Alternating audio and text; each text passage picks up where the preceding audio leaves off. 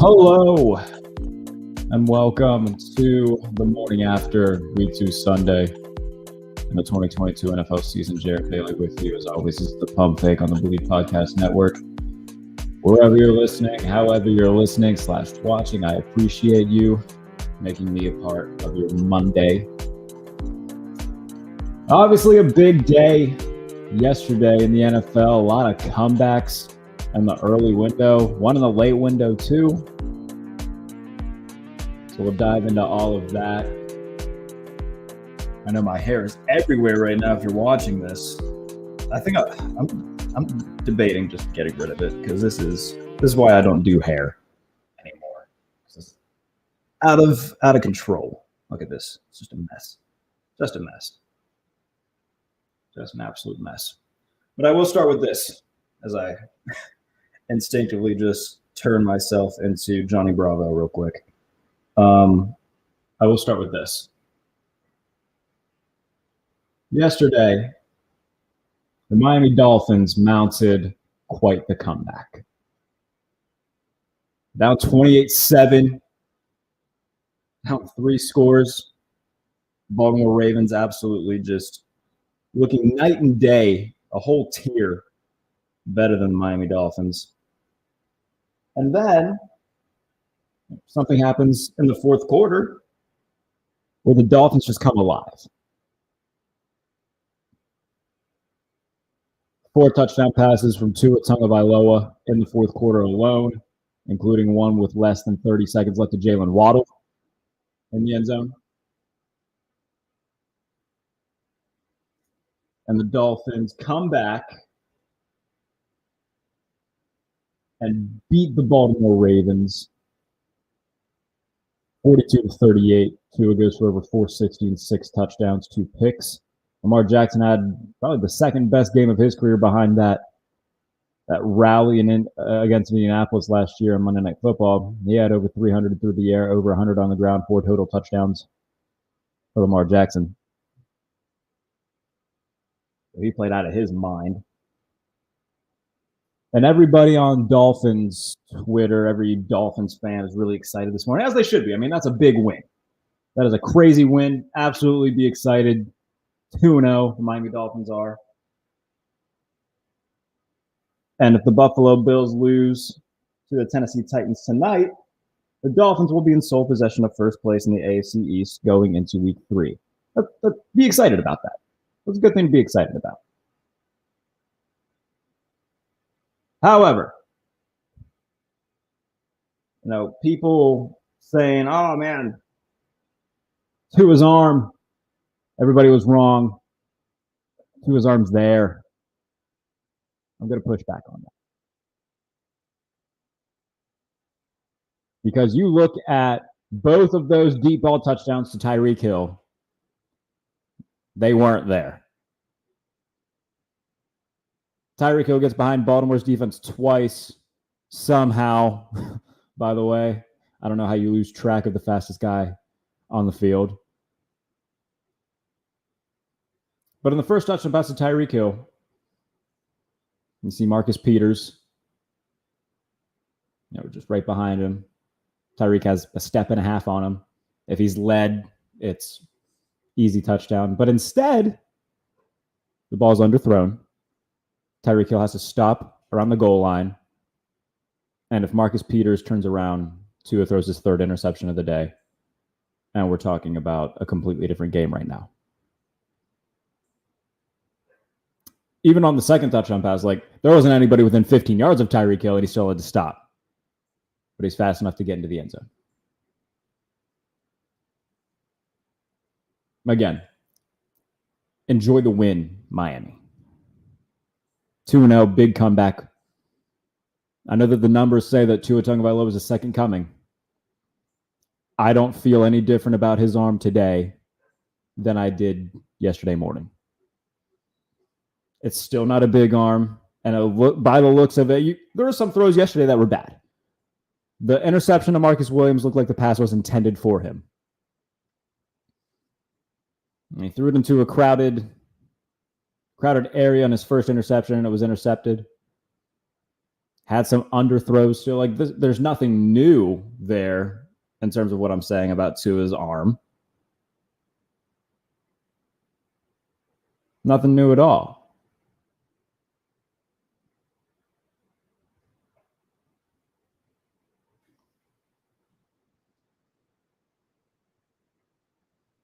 So when it comes to the Miami Dolphins, I feel no different today than I did yesterday morning. They play Buffalo next week, a team they haven't beat since 2018, a team who Josh Allen owns. You look at his numbers for his career against the Miami Dolphins, it feels like he's going to be the Aaron Rodgers to the Miami Dolphins Chicago Bears. Like he's going to be the Ben Roethlisberger to the Miami Dolphins Cleveland Browns. So that's great, Miami. Like I said, 2-0. If Buffalo loses tonight, you're in sole possession of first place in the AFC East. That's great. But to say that, oh, everybody was wrong about Tua Tagovailoa's arm, I don't think anybody was wrong. It seems that the Miami Dolphins strategy in the passing game and the deep ball is have Tua throw it as hard as he can, and Tyreek Hill will find it. Eventually, that's going to bite them in the butt. And look, I said coming into the season, they might have early success just because their weapons are very dynamic. And what if they had early success? They play Buffalo next week. For my money, the best team in football, the best roster in football, the Buffalo Bills. Let's see what happens there. So I have a feeling that it's going to be a lot of the same of what we've seen between these two teams over the past few years, which isn't good news for Miami Dolphins fans. But be excited, Miami. You can be excited. No one's saying you can't be. But you've got the proverbial thorn in your side in week 3. And I don't see it going your way. There was another comeback yesterday. There's 2 more. The Browns leading 23-17, under 2 minutes left. They give the ball to Nick Chubb. All he needs to do is slide down. They could just run out the clock. The Jets don't have any more timeouts. Instead, he runs it in for a touchdown. They're up 13, though. Jets, down 13. No timeouts. Less than 2 minutes left. Jets get the ball back. The Browns decided to let Corey Davis behind everybody. He walks into the end zone. Everybody's like, all right, well, I mean, for anybody who bet the Jets and a teaser, you're welcome. Then they recovered the onside kick. And everybody's like, oh, all right, they might have something here. And then with 19 seconds left, Joe Flacco hits Garrett Wilson in the end zone for his second touchdown of the day. And the Jets take the lead, and they win the game. So now if you're the Browns, instead of being 2-0, you're 1-1 going into a Thursday night game against a Steelers team that's pissed off and whose defense has been very good against, Jacoby Brissett going into a game against a very good defense. That's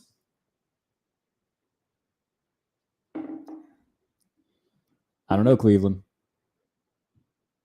Nick Chubb's great. Kareem Hunt's great. How far can Jacoby Brissett take you? Because you've needed a 58-yard field goal to beat the Panthers, and you let a lead slip away from the Jets.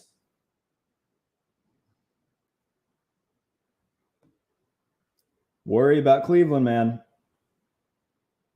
And look, that game turned out to be much more fun than I would have guessed. Because I came into this week saying, oh my goodness, we're being subjected to Joe Flacco versus Jacoby Brissett. And it turned out to be one of the more fun games of the weekend. So I'm happy about that. I am happy about that. Everything else around the Browns, though, I mean, We know the story. We know everything going on. Now you're 1-1 going into a game against Pittsburgh, who's also 1-1 division rival. At home, though, for Cleveland. Mitch Trubisky versus Jacoby Brissett. So let's talk about the Steelers. Because for the fan base, it's more of the same that we've seen from last year. Passing game isn't dynamic whatsoever. And look, Mitch Trubisky has his own flaws. There's no doubt about that. But this is very, very obviously a play calling issue. The offense hasn't changed. The big fuss was that, all right, Mitch Trubisky, I mean, how much worse can he actually be than last year's Ben Roethlisberger? And Mitch can move around and make some plays with his feet, which we saw that he could do against Cincinnati. And then more of the same offense that we've seen from Matt Canada and his horrible play calling since he took over. 3rd and 8s or 3rd and 9s where the play call is a swing pass to the flat at the line of scrimmage to Najee Harris, gains a yard, you punt. Where's the motivation in that? What was the vision for that? Because they did it twice.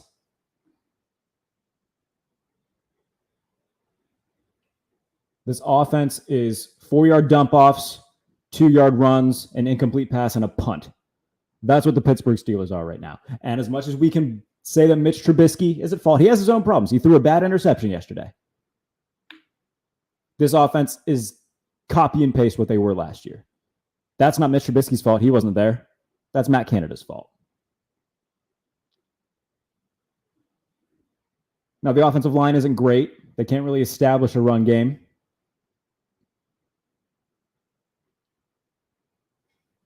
But these weapons that they have offensively, you can't look me in the face and say that you can't win with them.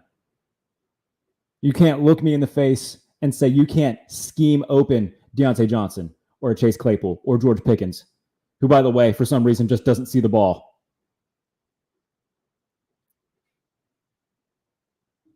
The Steelers' offense runs through 2-yard dump-offs to Najee Harris and 4-yard curls to Pat Freiermuth. And the occasional decent play from Deontay Johnson. If this team doesn't have multiple takeaways a game, they lose. That's a problem. That's way too much pressure on the defense, no matter how good they are, especially when TJ Watt won't be there for at least another month. That's a problem. Minkah Fitzpatrick had an interception yesterday following Mitch Trubisky's interception, so they exchanged picks.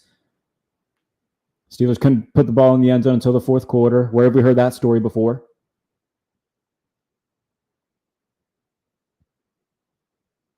It's embarrassing. Pittsburgh Steelers are an embarrassment. So now what do you do if you're Pittsburgh? Well, you could put in Kenny Pickett. That's certainly an option. But Kenny Pickett won't necessarily take care of all the play calling issues. Like I said, Mitch Trubisky has his own flaws. But with a bad offensive line, do you really want to put Kenny Pickett in right now? Similar to the Bears last year with Justin Fields. Like, everybody wanted to see Justin Fields, but the offensive line was so bad, and they were more comfortable letting Andy Dalton get murdered by it than Justin Fields. And then they put him in, first game against Cleveland, gets sacked 8 times.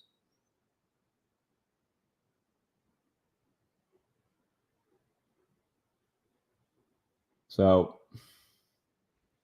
while that is an option, I don't know if it's the best one. Just because Kenny Pickett, in all likelihood, would get eaten alive by any pass rush that faces the Steelers right now, especially Myles Garrett. You don't want to put him in against the Browns. But if the Steelers lose this week, if they lose this week to Cleveland, that feels like an opportunity for them to start Kenny Pickett week 4, coming off a long week, And they're playing on Thursday night this week. If they lose, that's 1-2. They don't play again till the following Sunday. So that's an extra couple days to prepare Kenny Pickett to start against a Jets team that, doesn't have a lot of expectations for themselves this year. Excuse me. I'm sure they have expectations for themselves. They're not going anywhere this year, I guess is a better way to say that.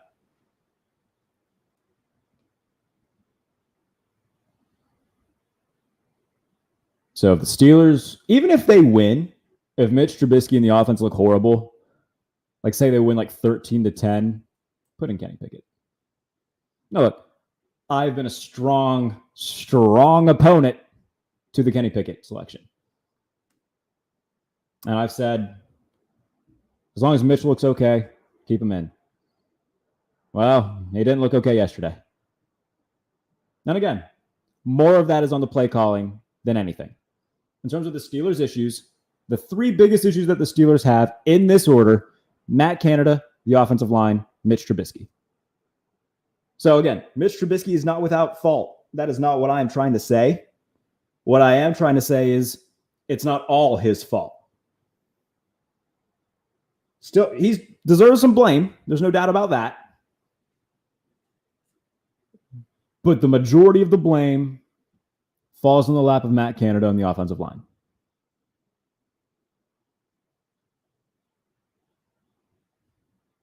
So if you're the Steelers, you got to figure something out. If you're Mike Tomlin, you got to figure something out because it's 2 years in a row where it's the same old stuff. Uninspired offensive play. Too much pressure on the defense to succeed. And this year you don't have a Hall of Fame quarterback who, despite being somewhat of a shell of his former self, led the NFL in fourth quarter comebacks last year because there's something to having a guy like Ben Roethlisberger in the huddle that can get you there. You don't have that this year. They got to figure something out. They got to do it quick. Now, luckily for them, their next 2 games are winnable. Do I think they're going to win both of them? No. Series with the Browns has become a little bit more even. And historically, Mike Tomlin is very up and down against the New York Jets. I think they'll split them. I think they'll be 2-2 after 4 weeks. If they're 1-3, something's got to change. Something's got to change right now for the Steelers. Because the product that they've put on the field offensively in the first 2 weeks is an utter embarrassment. Utter embarrassment. Speaking of utter embarrassments, the Indianapolis Colts. Good Lord. Something about that Duval Waterman. They cannot win in Jacksonville. Haven't won there in a decade. The last time they won there was 2012. 2012 or 2013. Haven't won there in almost at least 9 years. Matt Ryan, 3 interceptions, 24-0 loss to the Jaguars. By the way, everybody who is so keen on the Colts getting rid of Carson Wentz, they bring in Matt Ryan. Oh my goodness, such an upgrade. The Colts are gonna. How does that feel now? Does it feel that maybe Jarrett was right? That Carson Wentz wasn't the biggest problem in Indianapolis? That maybe Matt Ryan wasn't an upgrade over Carson Wentz? Sure feels like I'm right. Sure feels like I'm right. I don't know what the hell that was yesterday, but there was a play in which Ryan was getting chased in the pocket. He just fell down. Just kind of gave up. Carson Wentz and the Commanders may have lost yesterday, but Carson Wentz, he still played well. Still threw 3 touchdowns. I don't know, man. Right now, Carson Wentz is second in the NFL in passing yards. And I want to say he's tied for the league lead in touchdown passes. And the Commanders look like a real team. And they lost to Detroit yesterday, but Detroit also looks like a real team. Detroit looks very good. Detroit, at this very moment, is tied for the league lead in points scored with the Chiefs. 71 points through their first 2 games. Had 35 last week against Philadelphia, 36 yesterday against the Commanders. tied with the Chiefs for the most in the NFL right now. Obviously, 4 teams still yet to play, 3 of which put up a good amount of points in week 1. So, I mean, there's a good chance that doesn't stand. However, the Detroit Lions currently lead the NFL in points scored.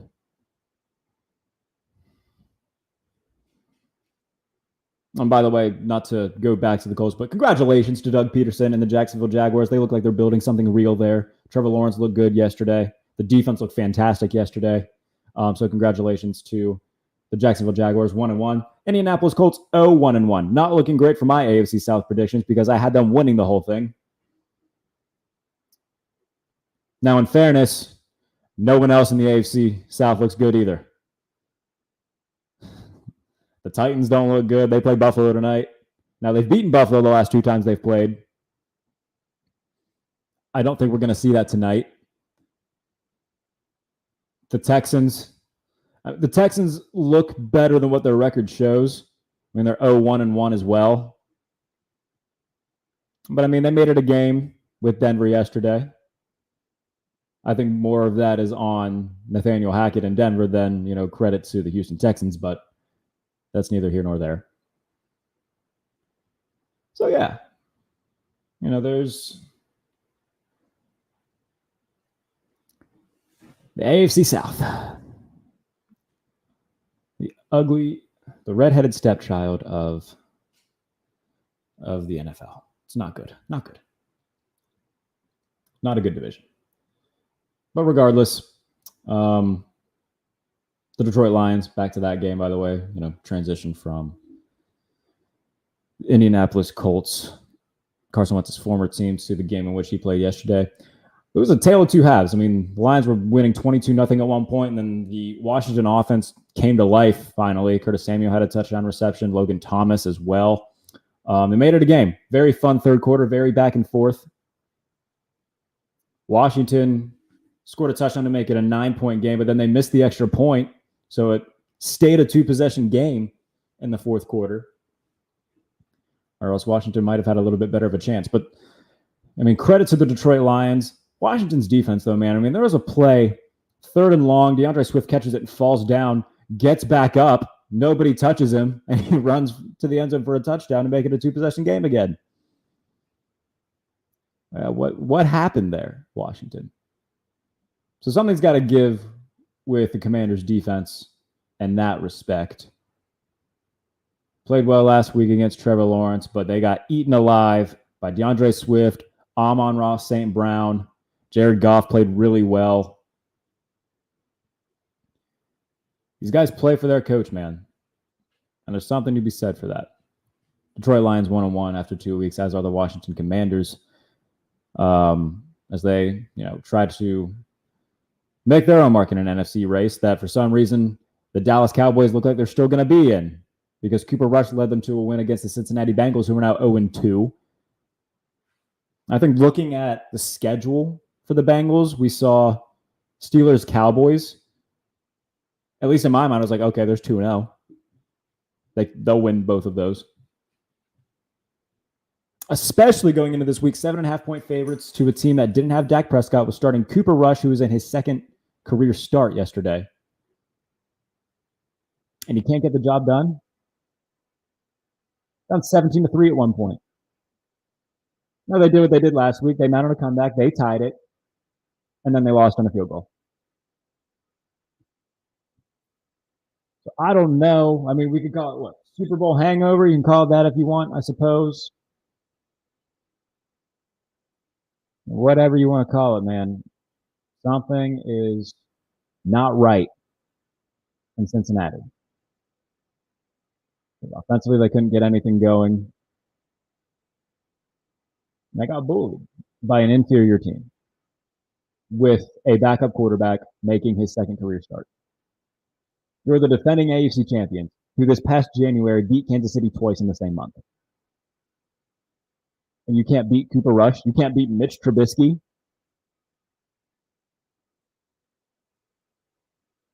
Now, AFC North, I mean, Baltimore leads that thing right now at 1-1. Pittsburgh, Well, I guess Pittsburgh leads it right now at 1-1 because that's a division win over Cincinnati.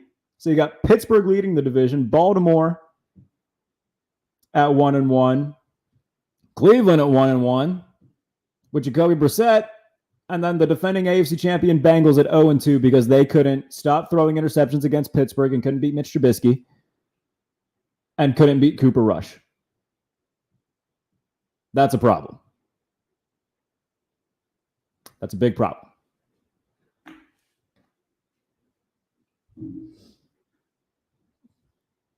So we'll see if the AFC North, I suppose. But yeah, not great. Not great at all.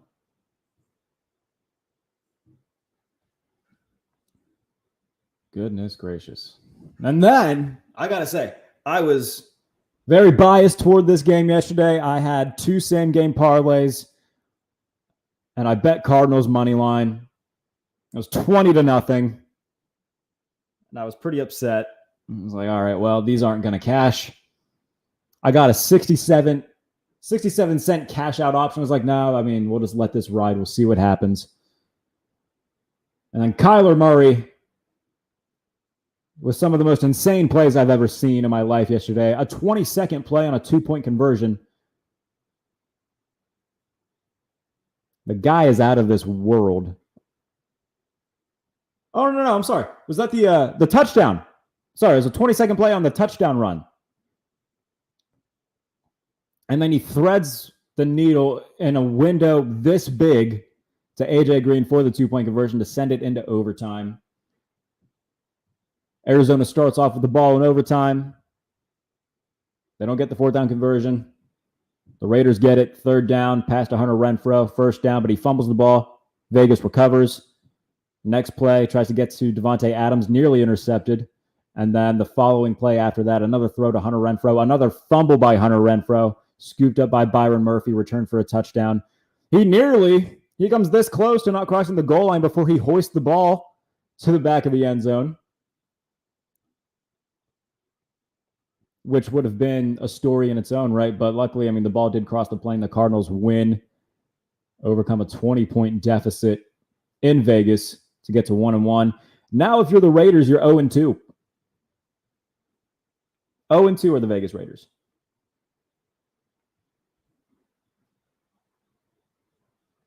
Both close games. It shouldn't have been close last week against the Chargers. Derek Carr threw 3 interceptions, but the Chargers, more than any team in the NFL, like to keep things close when they shouldn't be.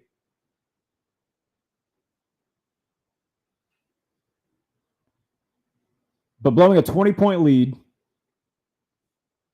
at home and getting to 0-2, that's brutal. That is brutal.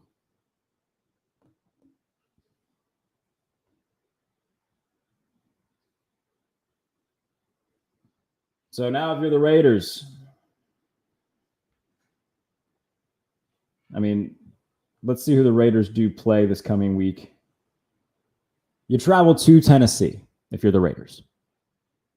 Now, obviously, we still got to figure out how Tennessee looks tonight against Buffalo to kind of make any reasonable call on how that game will go. But I said this coming into the year. I've seen Josh McDaniels, the head coach, before. Wasn't good. I saw somebody tweet yesterday, I don't remember who, but Josh McDaniels started his career as a head coach 6-0. You remember that? The Broncos started off 6-0. And 2009 or 2010, one of the two. I think it was 2009 when McDaniels took over. Since then, he's 5-19 as a head coach. I mean, when Devontae Adams only has 2 catches for 12 yards, it's not good. Not good at all. Now you're in a must-win situation. Because Chiefs 2-0, Chargers 1-1, but they beat you so far. Broncos are 1-1. You go 0-3 right now. By the way, since 2020, when the new playoff format was, created, they added the extra team in there. 18 teams have started 0-2. None of them made the playoffs. So the odds are not in the Raiders' favor right now.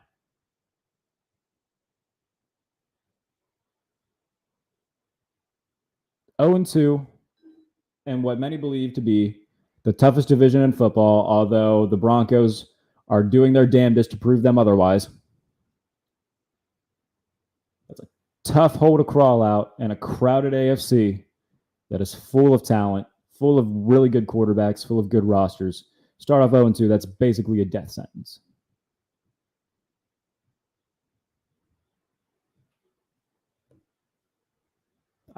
I didn't see Vegas making the playoffs coming in to this season for a plethora of reasons. And they're doing their best to prove me right. So let's talk about the Denver Broncos. We'll stick in the AFC West. I don't know what the hell's wrong with them. Nathaniel Hackett just seems in over his head. Now, this looks like a situation in which a guy rode the coattails of being Aaron Rodgers' quarterback coach / offensive coordinator and parlayed it into a head coaching gig. Gets Russell Wilson with the head coaching gig. And he just can't seem to get a hang of it. He scored 1 touchdown against the Texans. 1. And it came in the fourth quarter. What the hell? Takes all you can do to beat Davis Mills with that roster. I don't think I can name 5 Texans defenders. I don't know if I can name 3. Being honest with you, I don't think I can name 3 of them. There's not a lot of talent on that roster. There's a ton of talent on the Broncos roster. You're telling me you can only score 1 touchdown against the Houston Texans and beat them 16-9 at home? You can't beat Davis Mills by more than a score? You can't beat the Texans by more than a score? You can't put up more than 16 points against the Houston Texans at home with that roster and that quarterback. You can't put up more than 16? You can't put up more than 1 touchdown? I don't know, Denver. I said you were a playoff team coming into this year. You are doing your damnedest to prove me wrong. And then next week, they got the 49ers, who, by the way, all the best to Trey Lance. If you saw the injury yesterday, not good. Brutal, broken ankle, going to require surgery. His season's done, just 5 quarters into it. So, yeah, not good. However, on the football side of this, John Lynch and Kyle Shanahan look like geniuses for keeping Jimmy Garoppolo around because he came in and he played really well yesterday. And the 49ers wiped the floor with the Seahawks. They're now 1-1. I feel better about where the 49ers are right now than where they were coming into yesterday. And that's not to make light of the injury. That's absolutely not what I'm trying to do. It's a horrible injury. You hate to see something like that happen. I hope Trey Lance gets better as soon as humanly possible. That said, I said this coming into the year. Jimmy Garoppolo is the better quarterback right now. I think that Trey Lance has all the potential to be better than Jimmy Garoppolo. He's more physically gifted, just more raw talent there. But for the time being, Jimmy Garoppolo is the better quarterback. And they're a better team now than they were yesterday. And again, I can't reiterate this strongly enough. I'm not happy that Trey Lance got hurt. At all. You hate to see something like that happen. Especially to a guy who the city's really high on, the teams, the fans are high on. You hate to see that happen. But this is a guy in Jimmy Garoppolo. His teammates clearly love him. You saw the interaction with Nick Bosa on the sideline. After the touchdown pass, everybody just seemed really happy for him. Mike Silver wrote in the San Francisco Chronicle, that there are some guys who just didn't really seem to get on board with having Trey Lance as a starter because they felt like they could win right now. They didn't want this year to be a year of developing Trey Lance. They felt that they could still go all in this year and have a real shot at it.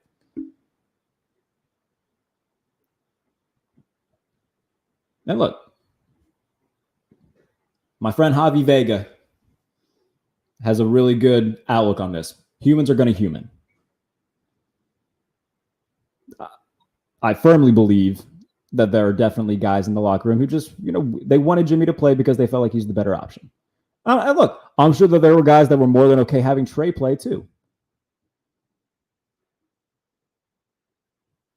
But those guys that were, wanting Jimmy to be the guy because they didn't want this year to feel like a year of developing a guy when they could still win. I'm sure that they're happy that Jimmy's playing. I'm not saying they're happy that Trey got hurt, but I think that they're more than okay with having Jimmy back at the helm.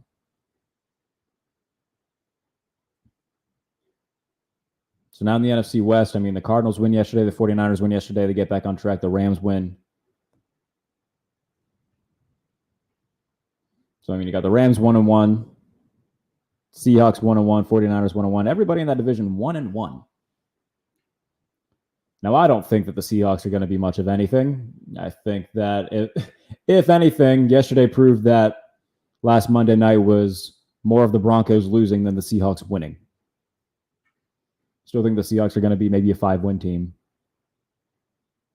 I think the Cardinals are going to be in it.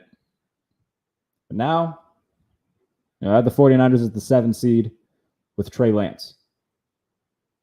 With Jimmy, I think that they're, in a much less crowded NFC, I would say. They are if all goes well, they should be in the playoffs. But my goodness gracious. Busy day yesterday. Giants beat the Panthers. Nothing to really talk about there. Good for Brian Daboll, though, in the New York Giants. I do want to talk about this play, though, because it came down to a third down. Daniel Jones scrambles, gets a first down. The Giants get the win. Panthers now 0-2. Baker Mayfield went 14 of 29. Nothing seems to have changed with the Carolina Panthers. Baker Mayfield's still Baker Mayfield. Matt Rule's still Matt Rule. Their defense is pretty solid, and their offense can't do anything. Despite having DJ Moore and Christian McCaffrey, who Matt Rule just seems hesitant to give the ball to for whatever reason. I don't know why, but that seems to be what his game plan is. Christian doesn't need to touch the ball. Except when he does touch the ball, good things happen. So I don't know what the game plan for Matt Rule is, but it certainly isn't working. The Panthers are 0-2. Again, good for the New York Football Giants. 2-0 for the first time in God knows how long. Brian Daboll seems to be actually changing the culture. This time feels real for the New York Giants. This isn't Joe Judge. This isn't, the final years of Tom Coughlin. This feels like a real change. This isn't Pat Shurmur. This isn't Ben McAdoo. It's a real change for the Giants, and good for them. 2-0. And a chance, if the Eagles lose tonight, to be atop the NFC East, just as we all expected the New York Giants to be. I said that they were a sleeper team, man. I did. Nobody wanted to listen to me. I kind of wish I would have kept them at 9-8 the way I did in my first predictions, just because I was really high on the Brian Daboll signing, bringing in Wink Martindale. I think I had him as a 7-win team. Which, by the way, would still be a great year for them. Still be great news if that's where they finished.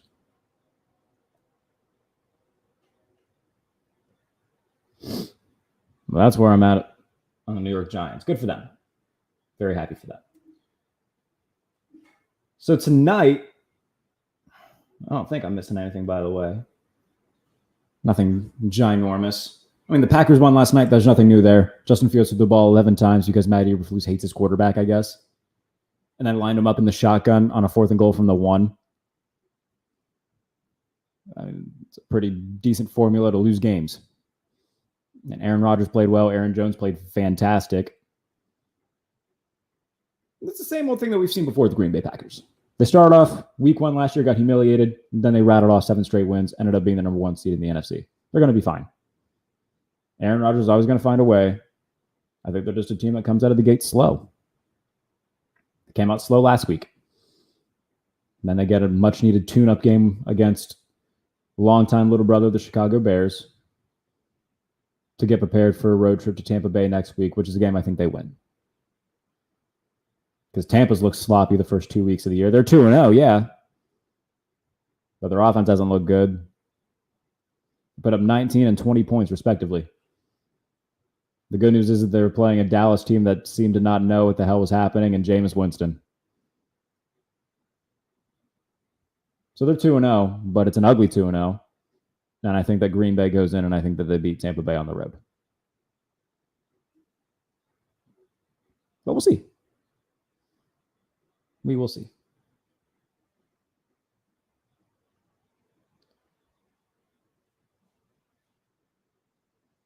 So week 2 Sunday was, quite busy. And tonight, got a doubleheader of games. Bills, Titans. Titans have won the last 2 matchups. Remember that one in the COVID year where it got moved to a Tuesday? And Taylor Lewan was celebrating afterwards. I can't remember what he said, but I know it pissed me off. And then last year, when Josh Allen slipped and couldn't get into the end zone, Tennessee won. So I do think that Buffalo avenges both of those. I think they come out and win tonight. I think that the Vikings win tonight as well. Plus 2.5 are the Minnesota Vikings. I'm taking all the value in the money line there. Jalen Reagor, anytime touchdown, by the way, plus 950. I threw a 5 on that. It feels like they're going to try to get him one against his former team. Come on. Come on. What else did I throw money on? I have a bad habit of same game parlays, just going ham. Really trying to figure out an anytime touchdown. Randall Cobb kept me from getting, well, I shouldn't say Randall Cobb. Aaron Rodgers didn't throw enough to Randall Cobb in the red zone to prevent me from getting my same game parlay on that game.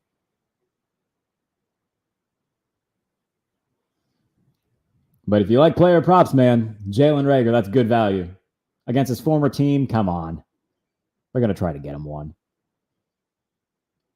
At the very least, whatever his receiving yards are, I would take the over. Again, playing against his former team, Minnesota's deep offensively.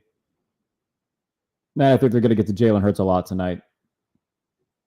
I like Minnesota a lot tonight. Value in the money line for the Minnesota Vikings. Just keep an eye on that.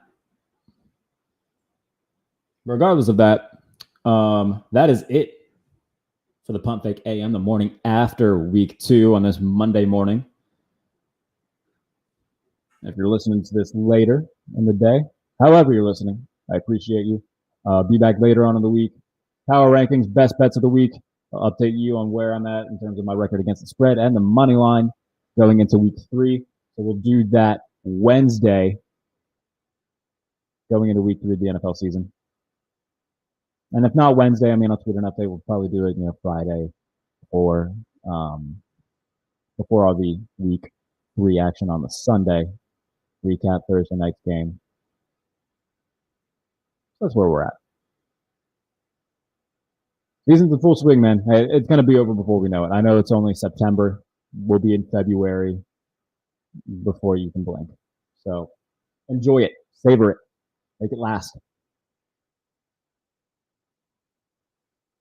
But however you're listening, wherever you're watching, I appreciate you. This is the Pump Fake. We will be back later on in the week. Can't wait to spend this NFL season with all of you. Thank you all for tuning in. We'll talk soon.